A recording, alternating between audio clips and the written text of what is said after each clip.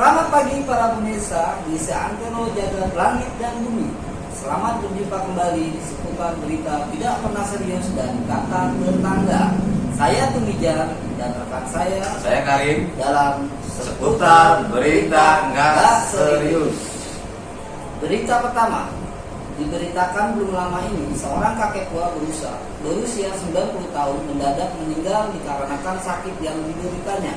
Namun selang berapa lama si kakek tersebut ketika mau dimandikan jenazahnya hidup kembali hingga membuat gempar para pelayat juga keluarganya.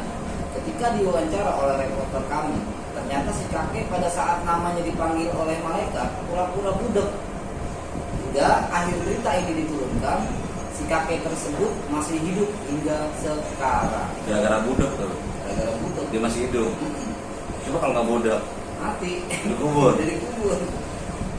Ini kakaknya beruntung banget ya. Iya. Belum ajal, gara-gara budek. Gara-gara budek doang ini. Tapi kan mereka kan bisa dengar kali. Udah capek malaikat manggilin namanya. Ya kalau dipanggil secabut aja, ngapain dipanggil-panggil? Mereka kan jambak. Akibat musim kemarau yang berkepanjangan dan hujan pun yang enggan datang, di beberapa pasar tradisional hingga sembako merangkak naik. Diperkirakan tahun hujan sudah berlari dan berjalan dengan baik. Ini harga sembako sama hujan bedanya apa ya? Hubungannya apa ya? Kemarau kan? Kemarau. Terus harga sembako naik. Gara-gara kemarau.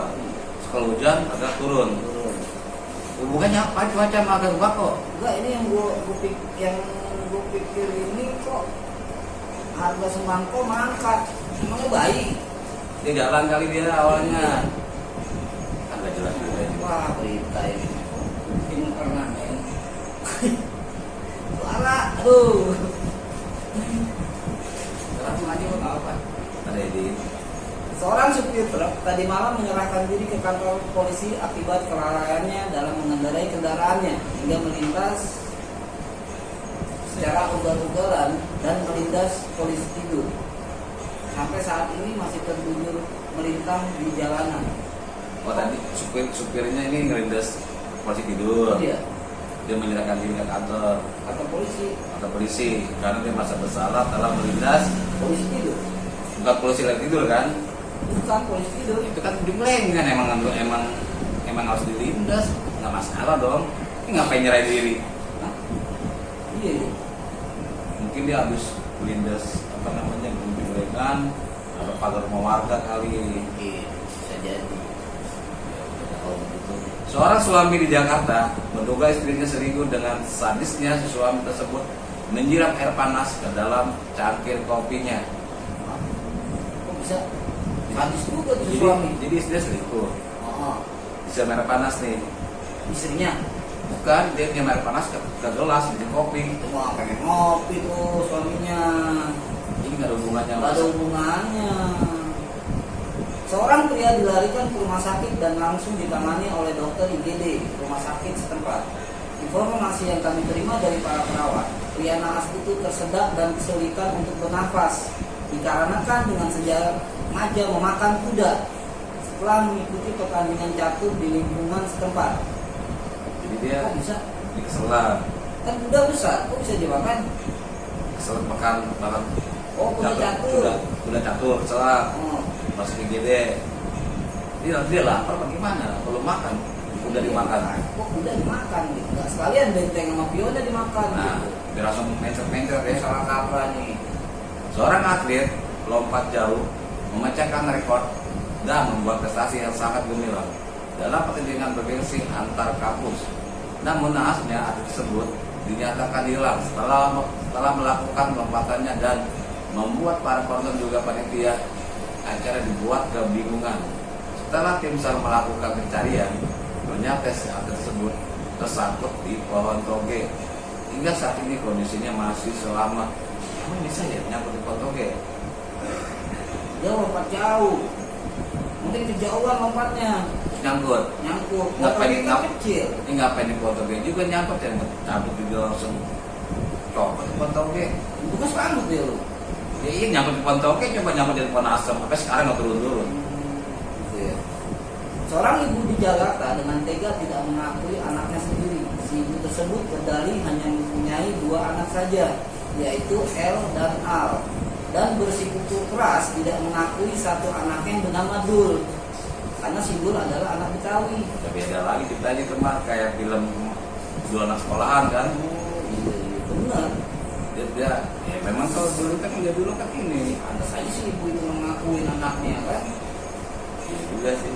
Seorang tukang sate dilaporkan ke pihak yang berwajib oleh seorang pembelinya dikarenakan daging satenya berasal dari daging kambing dan ayam yang sudah mati.